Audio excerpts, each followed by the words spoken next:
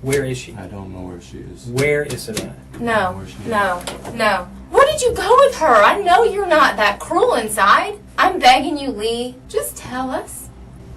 I don't know where she is. Cet homme s'appelle Lee Rodarte. Il est suspecté d'avoir kidnappé et tué sa collègue de travail. À ce stade, il est persuadé que le mensonge qu'il a concocté ainsi que sa tchatche vont fonctionner à merveille et tromper les enquêteurs. Mais il va rapidement se rendre compte que les choses ne vont pas du tout se passer comme prévu.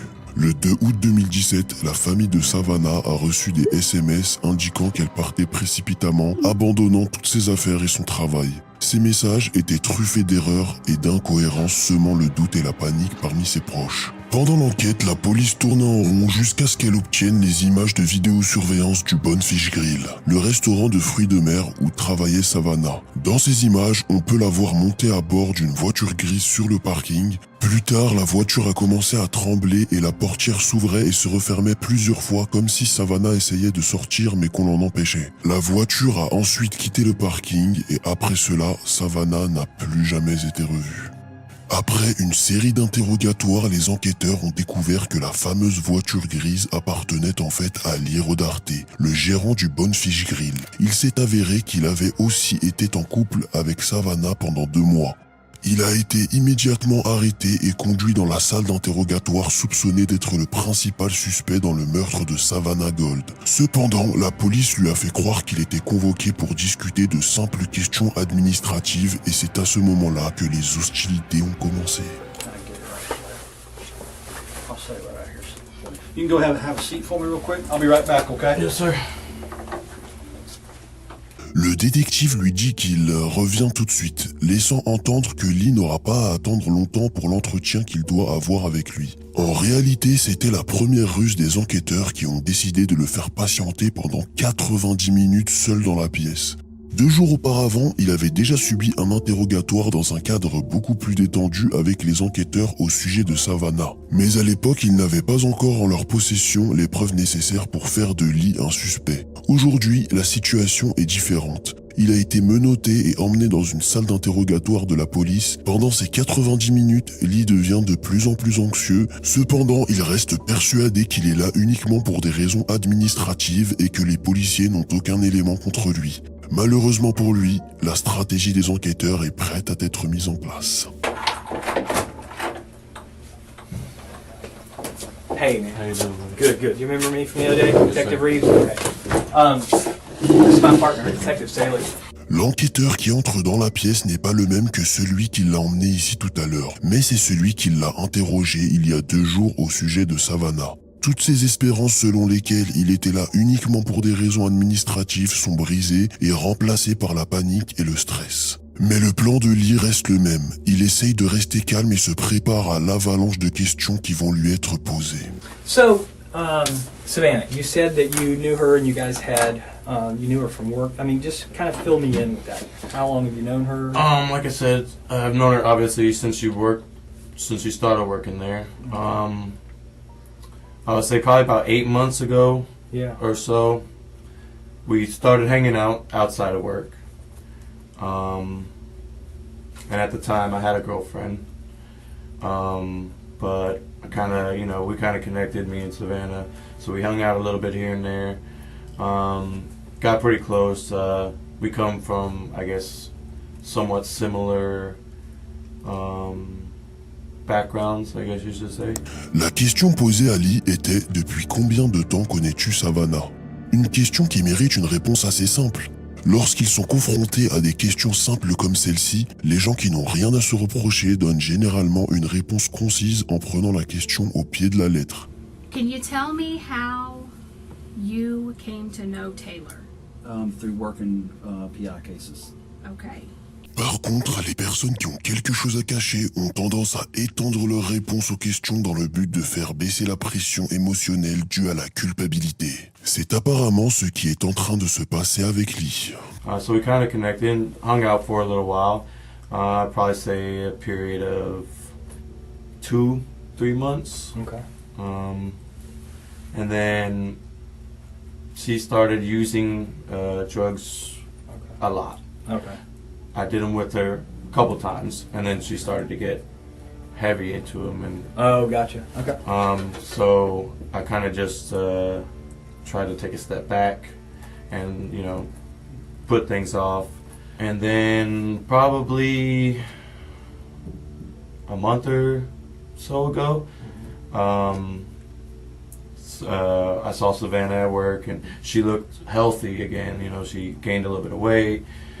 We kind of were talking, you know, here and there. We hung out a couple times. She came over to the house, and, you know, we just kicked back, drink a couple beers, watch movies, stuff like that.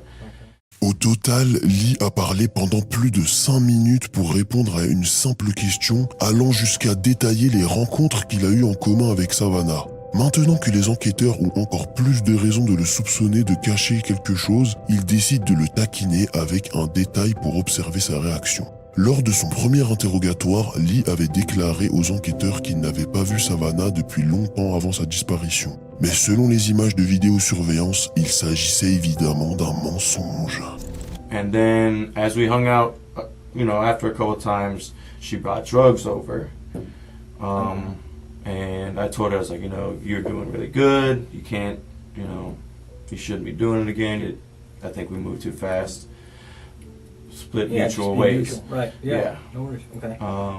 And that was the last time that we text. Okay. When was that? Yeah. When was that? It was probably 2 or 3 weeks ago, Okay. sometime in July. Right. Right. Yeah, and I think that's one of the things you said was that was the last time that you had contact with her. Yes. As far as I don't want to put words in your mouth, so I mean you correct me. That was at the any last time that I texted her. Yeah, text or a phone call or messenger Yeah. or anything like that. 2 to 3 weeks ago. Yeah. Okay. And then the last time, when was the last time you saw her? This is what I was a bit. I didn't tell you the truth when we talked at Bonefish. Okay. Last time I saw her was Wednesday afternoon. Okay. I heard that she has been basically telling a lot of people at work that we hooked up a bunch, like a couple of days before that. I met her in the parking lot at Bonefish When was this? Wednesday afternoon. Okay. Well, do you know what time or about? It was about 5:30. Okay. Sans s'en rendre compte, Lee a déjà fourni suffisamment d'éléments pour présumer qu'il est coupable. Nous savons qu'il connaissait Savannah, qu'il avait le même véhicule vu dans les images de vidéosurveillance et qu'il était présent sur les lieux lorsque Savannah a été enlevée. Il est important de rappeler que Lee n'a aucune idée que les policiers possèdent des images de ces événements, car s'il le savait, il aurait tout fait pour fournir un alibi prouvant qu'il était autre part à ce moment-là. Malheureusement, même si ces éléments ne constituent pas une preuve suffisante pour obtenir une condamnation, les enquêteurs doivent aller plus loin pour obtenir des aveux complets. Lee ne les a pas encore fournis, mais cela se rapproche doucement. I parked and I said, "Hey, can I talk to you for a second?" And she said, "Yeah, what's up?" And I was like, "I heard you've been saying some things about me and you continuing to hang out, and you know that we're boyfriend and girlfriend." And she asked me, she said, "Can I come sit in the car? Because I just did some heroin and I'm a little paranoid." Il n'a jamais été confirmé que Savannah consommait de l'héroïne. Personne dans son entourage n'a mentionné l'avoir vu ou soupçonné se droguer. Même si elle le faisait, elle aurait tout fait pour éviter cette conversation avec Lee, car il était son supérieur et elle aurait risqué de perdre son travail. Ce qui semble étrange, c'est qu'elle aurait pu avoir cette discussion tout simplement sur le parking et s'en aller ensuite. And so she came and sat in the car, and I explained to her the situation. I told her that servers at Bonefish were coming to me and telling me that you're telling people when you're out that boyfriend and girlfriend. And I said, I would appreciate, you know, I need you to stop, because for one, it's jeopardizing my job. We agreed to, you know, split, stop talking mutually and just move on. But it was nothing more than that. And she said, I'm going to do what I want. I didn't tell anybody anything. At that point, I got out and I punctured the hole in the tire. Okay.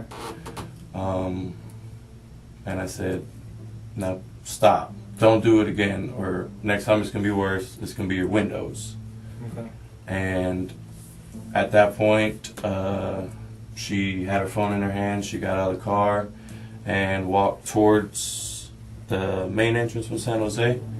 Évidemment, toute cette histoire a été conçue par Lee pour essayer de créer un alibi qui soit aussi proche de ce qu'il s'est vraiment passé. Cependant, les quelques petites inexactitudes laissent quand même une petite ouverture vers la vérité. Nous savons que Savannah n'a jamais laissé le véhicule dans le parking mais qu'elle est bel et bien montée dedans. Lee est en train de construire involontairement une montagne de preuves contre lui-même sous la forme de mensonges avec lesquels il pense s'en tirer. Et il n'a pas encore fini. And it looked like she was either texting or calling somebody. Okay. Because as she started walking towards there's an entrance to the plaza. She was walking maybe towards this way. And I would say an older model Ford pickup, green, Okay. drove past me and around, and she got in. Okay. She How long got do in. you think it was between the time that she got out and started using her phone till that green truck pulled up? Maybe 5 minutes. Okay.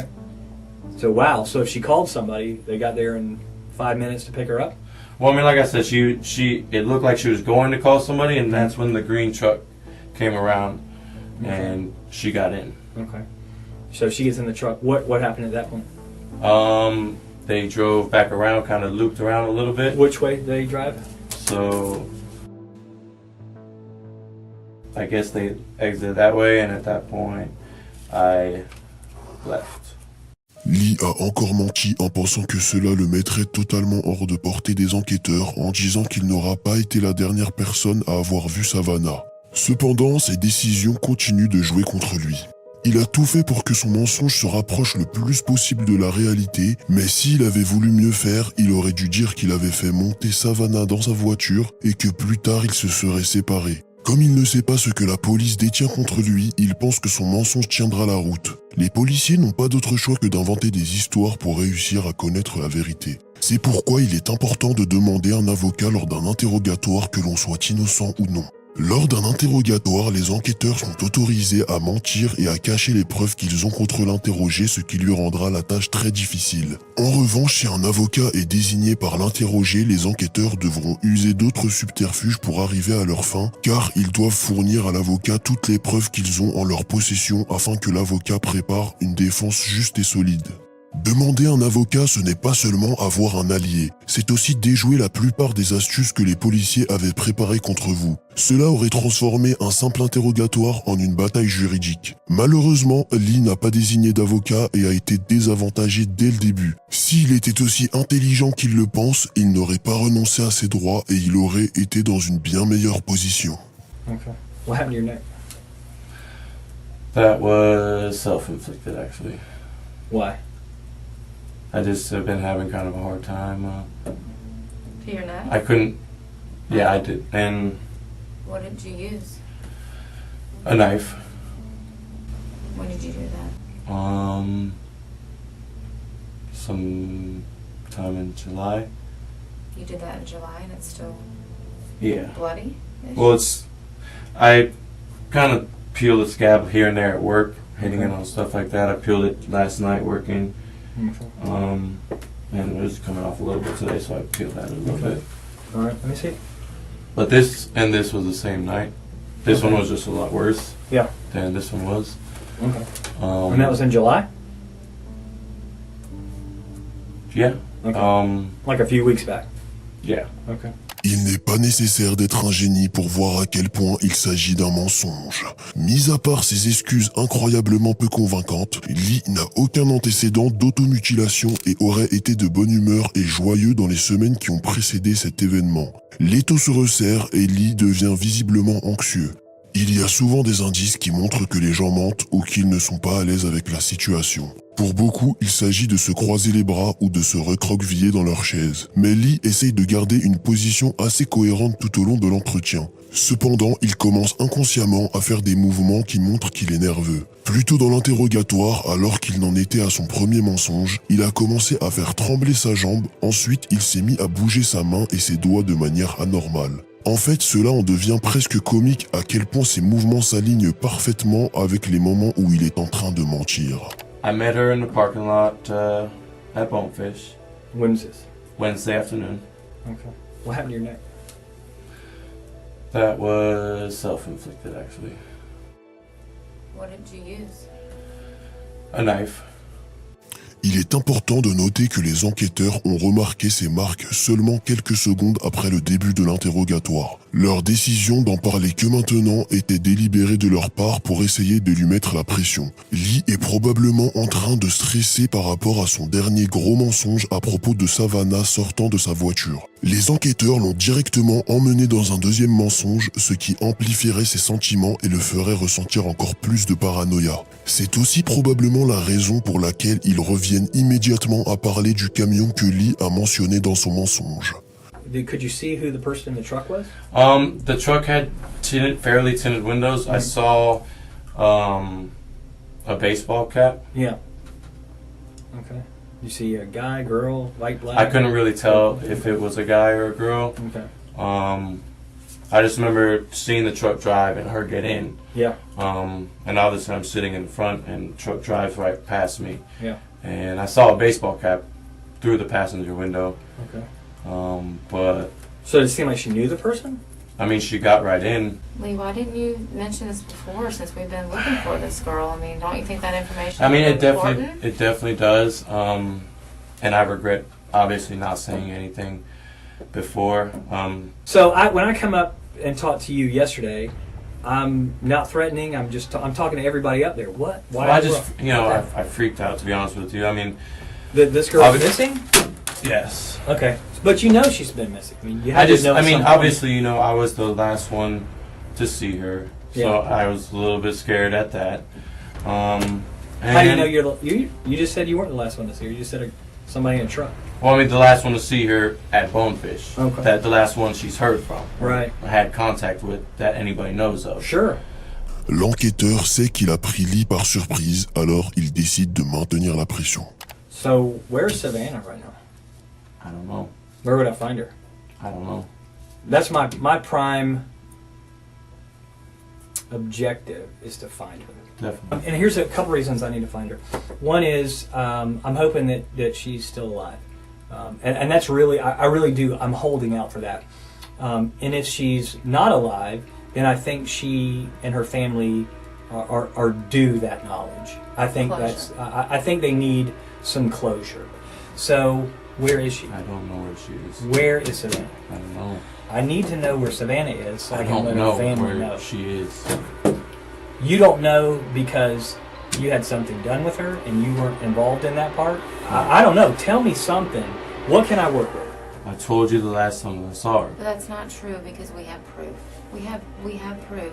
And that's why we're sitting here, Lee. At this point, we need this for her. I mean, I look at that little girl and I think of my little girl. My little girl who's her age. That's who I think about. That was my little girl. I couldn't imagine. I don't care what she said about you or whatever, but my little girl is that age. And you're not telling the truth. Maybe something gets out of hand in the car. I didn't do anything. Okay, you didn't do Okay, anything, but she was okay. in your car. She never got out of your car. She never got out of your car. Lee? C'est à ce moment que le véritable génie des enquêteurs commence à briller. L'enquêtrice, initialement calme, commence soudainement à parler. L'enquêteur a eu une attitude professionnelle très impassible tout au long de l'entretien, ce qui contraste soudainement le comportement adopté par l'enquêtrice, c'est-à-dire un comportement d'une personne vulnérable et émotive. Cela sera probablement un choc de plus pour lui, d'autant plus qu'elle commence à être de plus en plus émotive avec lui et elle commence même à le supplier. She never gets out of that car. And you drive off. She never gets out of that car. There is no green truck. And that's not right to her. We're fact finders, Lee. I don't have anything personal against you. No, not at all. I mean, it's We're over. just fact finders. Tell us We're what just happened. doing Where our is she? job. No. Where did you go with her? Where did you go with her, Lee? Be human. You're a human. You're a man. Where did you go with her? I know you're not that cruel inside. Seriously. Where did you go with her? Maybe you Please. maybe you don't know where she is now. Where did you go with her? Please. I'm begging you, Lee. Please. I know you're not an evil person. I don't see that in you. I don't see that in your history. I don't hear those things about you at work. Is she still at your house? No. Okay. Is she still in your car? No. Okay. Well, then where is she? What was going on in the back seat? For the doors to be kicked open. She kicked open that door 3 times, Lee. She kicked it. We saw it. And you know I'm not making it up, because I wouldn't know this, because I wasn't there. I would never know this unless we had video of it, correct? Yes, correct. I'm not trying to trick you. I'm just a fact finder. I mean, she was upset. Yeah? She tried to slap me. I slapped her. She went to get out. I grabbed her around her waist and said, "Where are you going? Why are you hitting me?" And she calmed down and we left. Why would she leave with you after that? Why would she? I mean, we've gotten arguments plenty of times where she says she doesn't care what happens or anything like that. Sometimes people do wrong things, right? Sometimes people make mistakes. It's what you do afterwards. You got a family that needs closure. They are now coming to the reality that she's no longer with us. I need closure for them.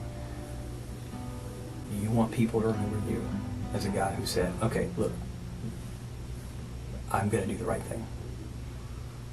Or do you want your family and everybody else to think that you're some evil, heartless person who won't tell us where she is? I don't think you're that kind of guy. I don't think you're evil. Just tell us where she is. Closure for her family.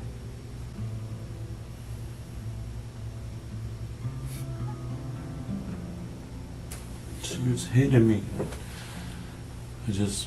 She wouldn't stop. And I squeezed back. I squeezed her hard. Stop. You squeezed her around her neck or around her neck with your hands? Okay. She just wouldn't let go. I didn't let go. Where is she now? Please tell us where she is. All I want to do is leave me alone.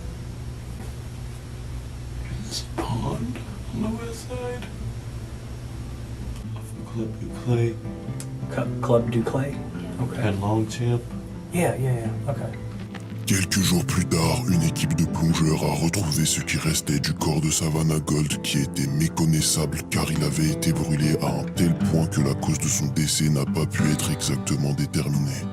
Lee Rodarte a plaidé coupable du meurtre au 2e degré de Savannah Gold et a été condamné en mars 2021 à 40 ans de prison.